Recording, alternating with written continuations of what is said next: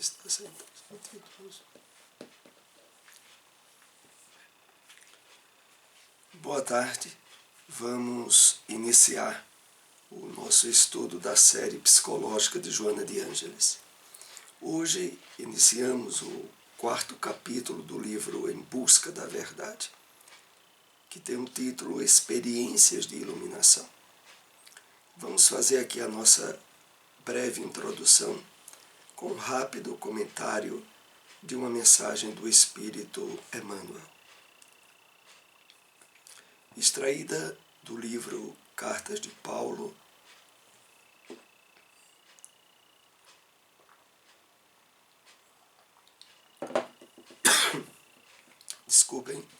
Cartas de Paulo, o Evangelho, comentado por Emmanuel. A passagem da Carta aos Romanos, capítulo 8, versículo 13. Desditoso o homem que vive, respira e age segundo a carne. Para a consciência que teve a infelicidade de esposar concepções tão escuras, não passará a existência humana de comédia infeliz. Então vamos fazer alguns apontamentos de reflexão para iniciar o nosso estudo.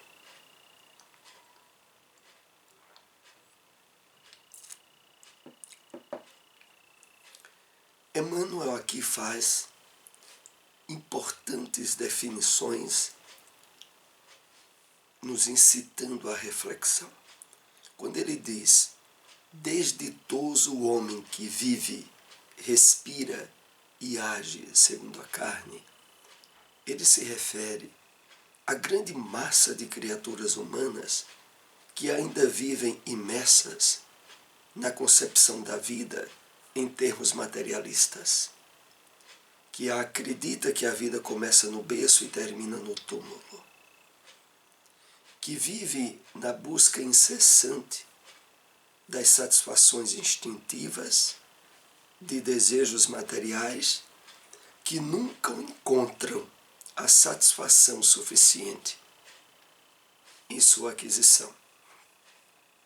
Então, essa grande massa de criaturas humanas é desditosa, é infeliz. E Emmanuel continua, para a consciência que teve a infelicidade de esposar, de se unir a concepções tão escuras, porque a concepção, o entendimento da vida limitado à matéria é de fato uma concepção escura, que impede a visão do real, do espiritual. Não passará a existência humana de comédia infeliz. De fato, na base, no alicerce do materialismo, a vida humana, em termos reais, é tratado como se fosse uma comédia, como se fosse um conjunto de fatos sem sentidos, que na verdade leva muitos ao desequilíbrio, aos processos depressivos, aos grandes conflitos da alma humana, que jamais encontrará plenitude na busca desequilibrada das satisfações materiais. Então vamos fazer o nosso estudo dessa tarde, né? E experiências de iluminação é o título do capítulo que hoje iniciamos. A existência terrena é uma experiência de aprendizagem valiosa, através da qual o Self, em sua essência superior, penetra nos arquivos grandiosos do inconsciente coletivo e individual, para bem o assimilar, ampliando a sua capacidade de discernimento e de conquistas libertadoras. Vamos fazer aqui alguns apontamentos para absorver mais o conteúdo desse primeiro parágrafo que Joana nos traz nesse capítulo.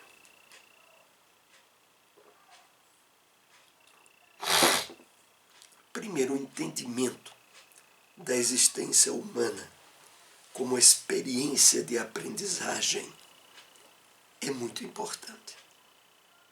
Afinal de contas, no mundo de provas e expiações, de desafios, de dificuldades, entender que a essência da vida não é a material é muito importante. Perceber como, estando todos nós matriculados num grande educandário, necessitado de passar por determinadas disciplinas, é nesse enfoque que o Self, o eu profundo, como Joana coloca, em sua essência superior, vai se habilitando a penetrar os arquivos grandiosos do consciente, do inconsciente coletivo individual. Vejamos bem. Todas as experiências que já tivemos em outras encarnações fazem parte do nosso inconsciente individual.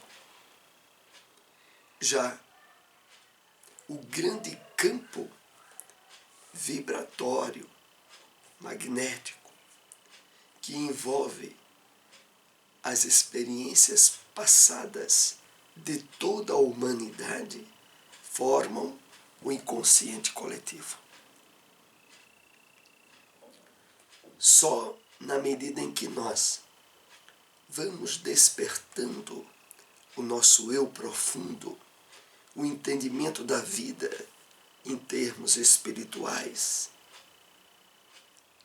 e eternos, é que abrimos-nos às possibilidades de assimilar e ampliar a nossa capacidade de discernimento e, consequentemente, de conquistas libertadoras.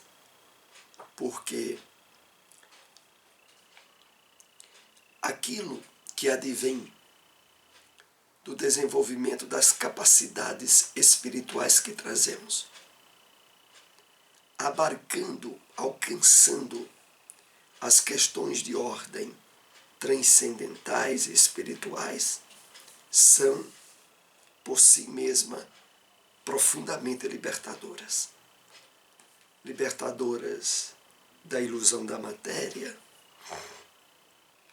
libertadoras dos sofrimentos decorrentes da percepção materialista da vida, libertadoras, porque, tal como Jesus já havia assinalado no seu Evangelho, sobre conhecer a verdade e a verdade nos libertar, e ele se referia exatamente à libertação das ilusões, da posse, do materialismo e da vida dedicada exclusivamente à satisfação dos sentidos físicos.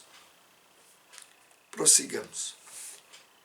Desalgema-se em consequência das injunções do passado, porque as compreende, elucidando os enigmas que lhe permanecem em latência, não mais gerando conflitos psicológicos, e abre-se a essência divina, o arquétipo primordial, logrando a plenitude do luminoso.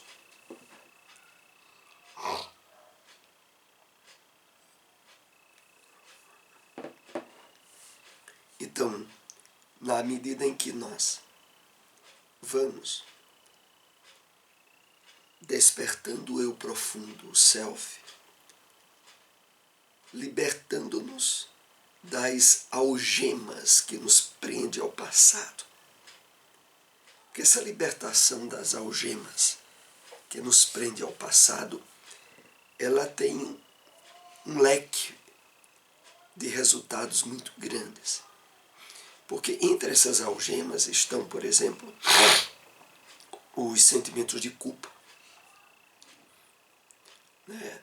Os processos de autopunição que engendramos por erros cometidos desde outras vidas.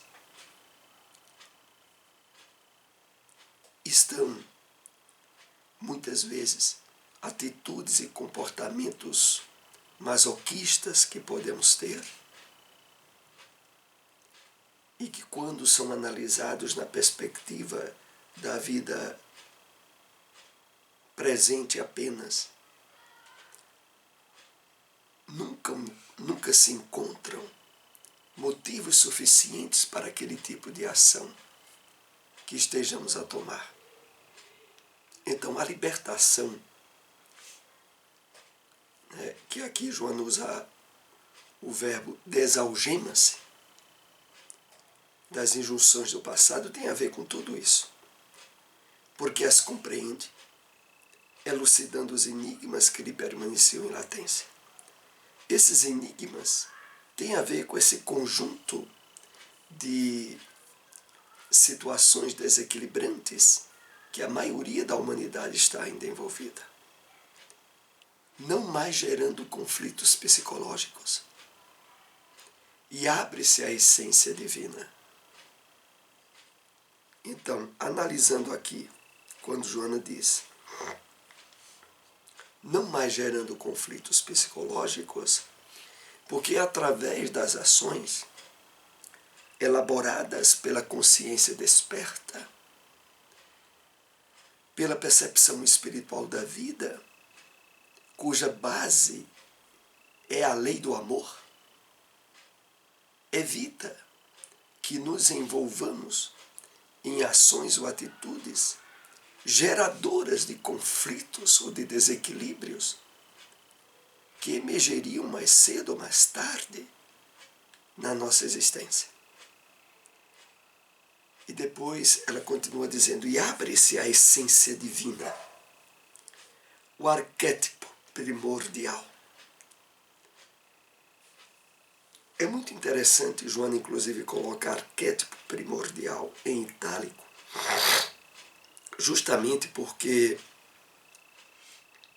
nós trazemos em nossos arquétipos ancestrais padrões de atitudes e de comportamentos que, não poucas vezes, se conflitam com as leis divinas. Não obstante, no nosso psiquismo profundo, no nosso self, estão o modelo padrão, cuja essência é plenamente identificada com o Criador e com os seus propósitos. É o arquétipo primordial, logrando a plenitude do luminoso. O luminoso, que é uma palavra não muito usada e que tem a ver com o estabelecimento de um nível de consciência plenamente identificada com a espiritualidade profunda, com o sagrado dentro de nós, é logrado, é alcançado através desse trabalho de despertamento do eu profundo. Mas adiante nós iremos ver como tudo isso tem a ver com a questão da iluminação interior. E que é o objetivo maior da nossa vida.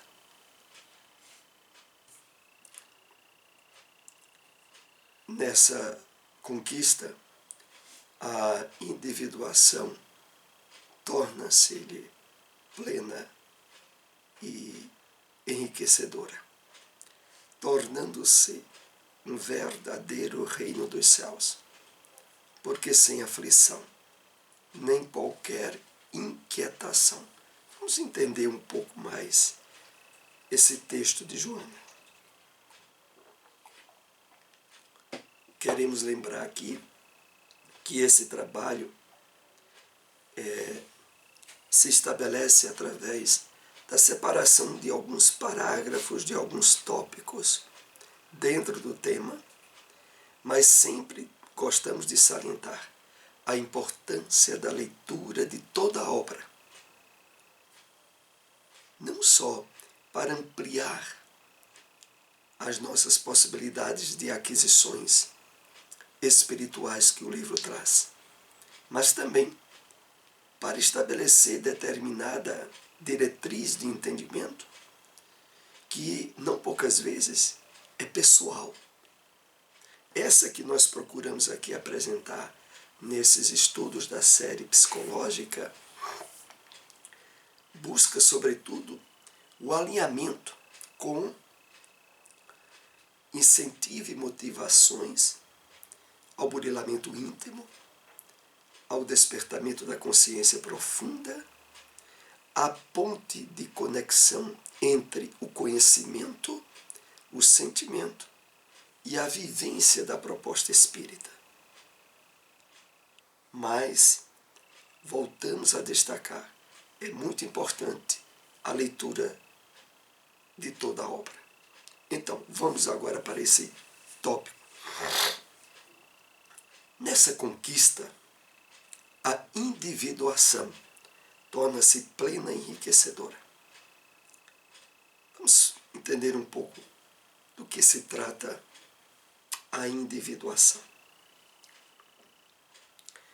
A individuação é o resultado de todas as experiências encarnatórias e desencarnatórias que já tivemos, e que estabeleceu um nível mais profundo de identificação espiritual ao longo desse processo, e que se encontra em andamento na presente encarnação que estamos tendo. Então, a individuação é um processo que se inicia e que se continua até a identificação plena com o Criador. É muito diferente, é muito distinto de algum entendimento que alguém possa ter com indivíduo, com criatura humana que experiencia uma encarnação. A individuação é o processo que nos caracteriza com os detalhes e as possibilidades no presente, e que está em processo de aprimoramento. Por isso, Joana diz, torna-se-lhe plena e enriquecedora, tornando-se um verdadeiro reino dos céus, porque sem aflição nem qualquer inquietação. Joana se refere ao fato de que, mesmo durante a nossa encarnação, somos motivados a vivenciar um estado íntimo de integração com as leis divinas, de harmonia com os objetivos da nossa presente encarnação, que nos faça sentir, dentro daquela proposta do Cristo, o reino dos céus está dentro de vós, como sendo um estado de paz e de harmonia íntima, possivelmente de ser vivenciado, mesmo estando nós ainda envolvidos com a matéria densa do corpo físico. Mas é claro que esse estado representará um nível de bem-estar íntimo e de harmonia com as leis divinas que é suscitado, é despertado por esse trabalho do despertamento do self, do eu profundo. Reduzindo o ser a uma única existência corporal, ele fadado a carregar o peso do acaso feliz ou desventurado, impondo-lhe um destino que não tem direito nem recurso para modificar, submetendo-se inerme às injunções.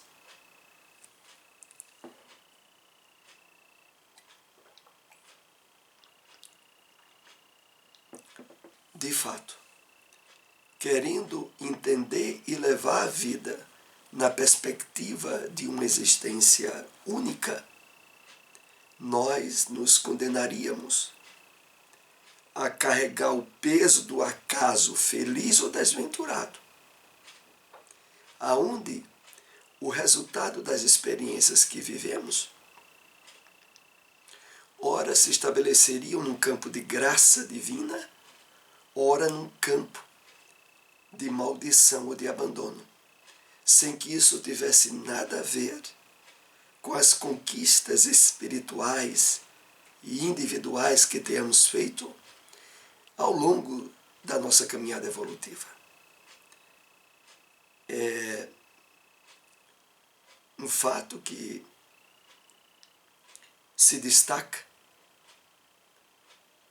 de forma imponente na nossa maneira de vivenciar a experiência no corpo, aonde uma grande massa de criaturas humanas tenta encontrar felicidade e plenitude,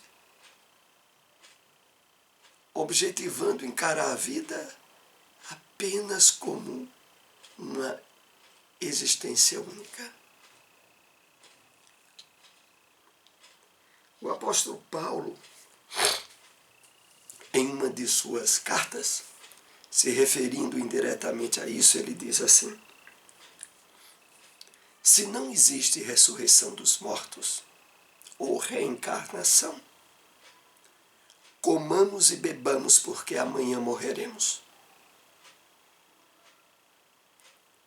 Então, de uma forma bem positiva, Paulo dizia: olha, ou tu tens, ou tu trabalhas a convicção de espiritualidade, de vida eterna, ou então melhor seria estar comendo e bebendo no sentido de entregando-se à satisfação dos instintos, já que não haveria outra possibilidade de vida.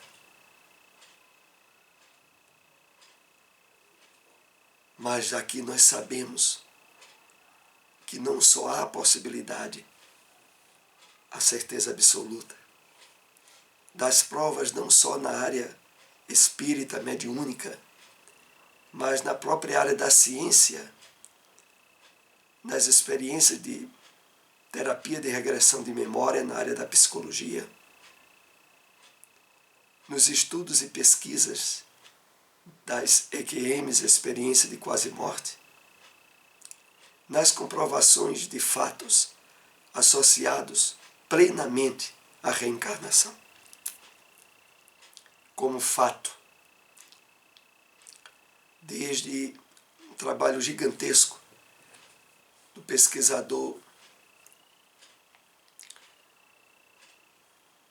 norte-americano Ian Stevenson, na obra 20 Casos Sugestivos de Reencarnação. Na verdade, o sugestivo é quase que uma palavra no sentido figurado, porque, na verdade, são 20 casos impositivos de reencarnação, que só se explicam através da reencarnação. Bom, continuemos. Através das reencarnações, o livre-arbítrio faculta-lhe a eleição do bem ou do mal sofrer, da alegria ou da tristeza, da desgraça ou da ventura, porquanto a única fatalidade que existe, melhor dizendo, o determinismo que se lhe impõe, é a plenitude.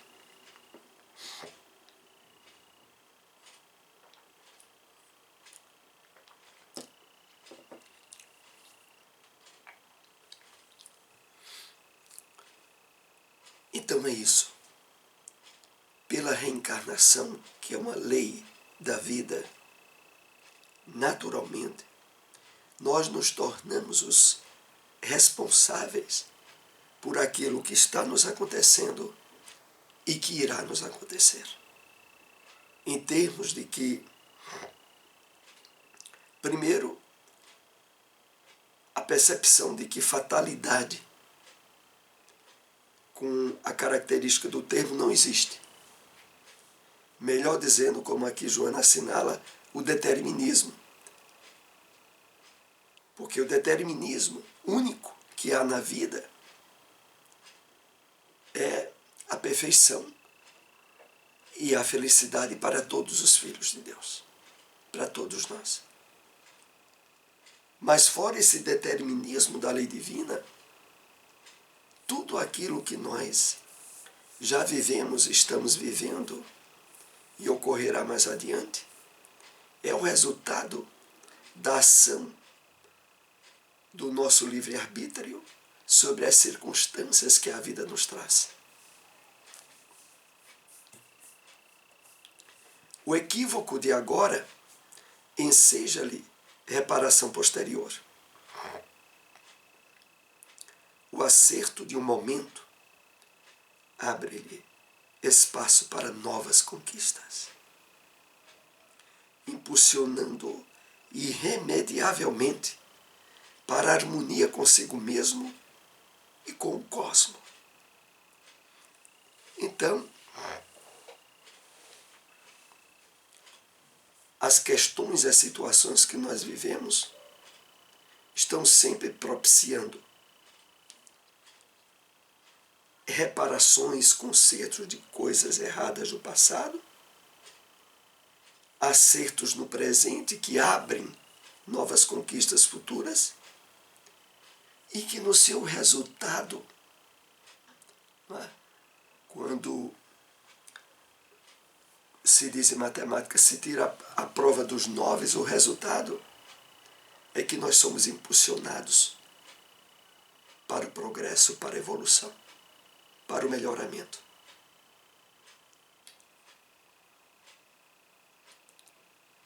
Integrar-se no arquétipo primordial, na perda da própria consciência, da sua individualidade, é o objetivo da vida humana. Após vencidas as diferentes etapas orgânicas e psicológicas da sua evolução. Então,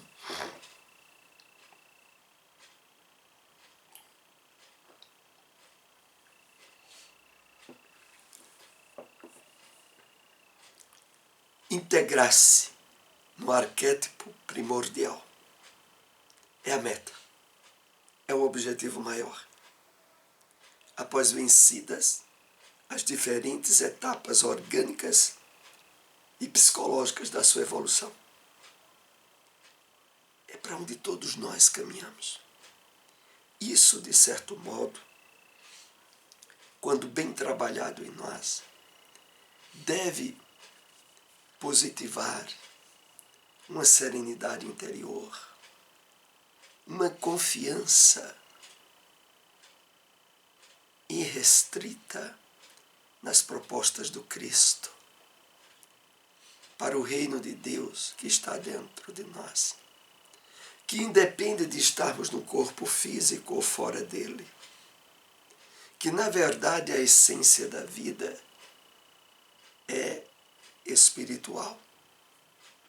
E quer estejamos no mundo dos espíritos encarnados ou dos espíritos desencarnados, estamos todos num processo contínuo de evolução, de aprimoramento, de progresso, cujo resultado final é a felicidade, a perfeição moral, a integração nossa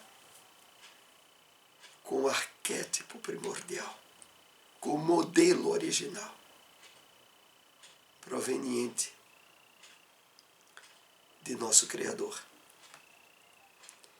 A força geratriz para essa conquista é o Self, totalmente libertado da sombra e dos conflitos anima-animus, que aqui Joana sintetiza numa palavra só, animals. Os relacionamentos desenvolvem a capacidade de crescimento e de compreensão do sentido existencial.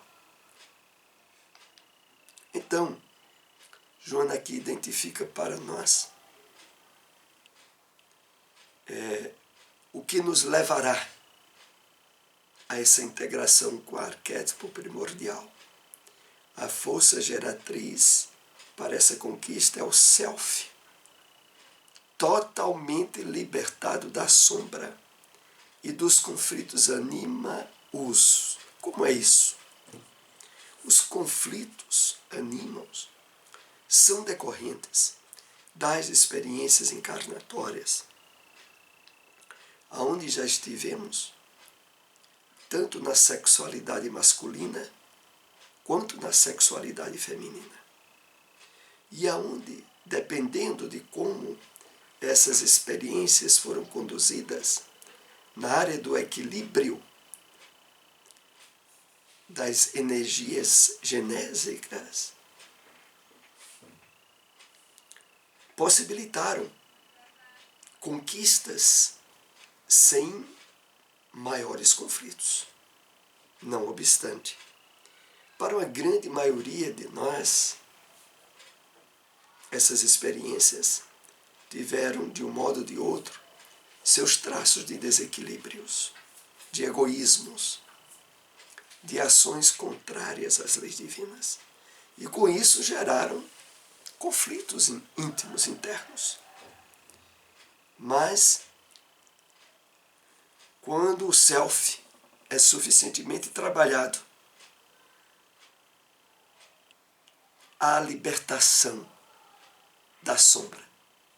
Da sombra é de todas as experiências do inconsciente, em que já estivemos no corpo e fora do corpo em outras vidas. E essas experiências, até que se dê essa integração nossa, elas abrem determinado potencial de conflitos, de desequilíbrios, de atitudes e ações que normalmente nos levam a remorsos ou a sentimentos de culpa. A superação desse campo de experiências, trabalhando elas agora, todas essas energias, para o enfoque do bem e do amor ao próximo, é a diretriz que nos é trazida pelo Evangelho do Cristo e que também é trabalhada por Joana. Então, os relacionamentos desenvolvem a capacidade de crescimento e de compreensão do sentido existencial. Esse é o objetivo dos relacionamentos humanos, quando bem vivenciados, de forma equilibrada. A ampliação da compreensão e do crescimento no sentido existencial e não no sentido perturbador, como, infelizmente, em nosso passado, muitas vezes, permitimos que acontecesse. No início do Tenta-me, quando escasseia a maturidade psicológica, antes da expulsão do paraíso, o ego toma todo o espaço do self, como se estivessem ambos no jardim do Éden, sem separação, sem diálogo, sem consciência. É muito interessante as ligações que Joana vai desenvolvendo nesse livro, tanto com a parábola do filho pródigo, quanto em referência às alusões que ela faz da questão do livro Gênesis. Do livro Gênesis, que é a questão da expulsão do paraíso. O seu lado simbólico, figurado, que aqui ela faz uma referência sutil, quando diz assim: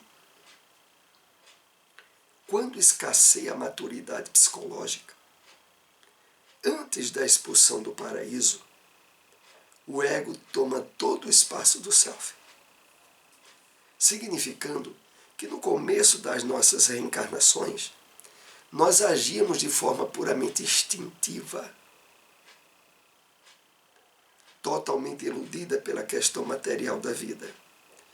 E nessas experiências, o self era engolido pelo ego. Porque o ego é essa estrutura psicológica nossa, cuja característica fomentadora principal é do egoísmo e do orgulho, e de seus descendentes. Ora, no início das nossas experiências encarnatórias, isso se verificou de forma natural. E aí Joana diz, como se estivessem ambos no jardim do Éden, sem separação, sem diálogo, sem consciência. Mas agora, depois de inúmeras experiências encarnatórias, aonde passamos a trabalhar o desenvolvimento do intelecto, da inteligência e dos sentimentos, agora a situação é outra, totalmente. No estágio em que a maioria de nós nos encontramos no presente,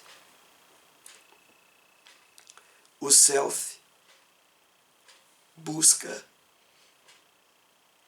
impor-se e ter seu espaço cada vez mais ampliado, conquistado em relação ao nosso ego.